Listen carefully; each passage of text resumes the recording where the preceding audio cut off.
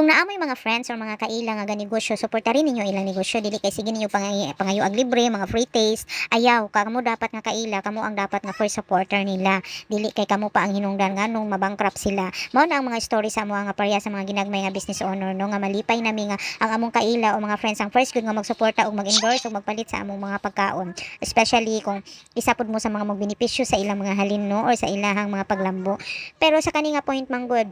na ako'y kaila friends akong kaila nga nakauban na namo nga gusto gid siya nga librehon daw ko niya kay giganahan gyud siya sa kuan nalingaw siya sa kuha or what pero kani akong paglingaw-lingaw no pagka maabi-abihon libre ra man gud ni siya kay murag talent na nako ba na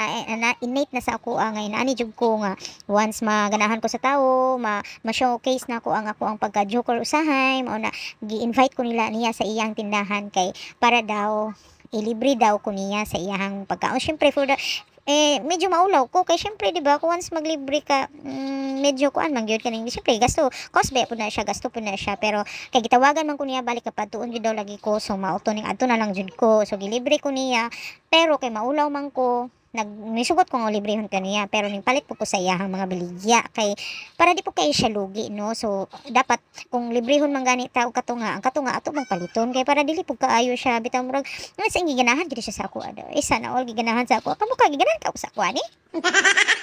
Bisitahin ninyo ang ilang lokasyon naa sa likod sa Maria na diha sa May Kanto, Gabaligya ug Ella's Pizza. Salamat!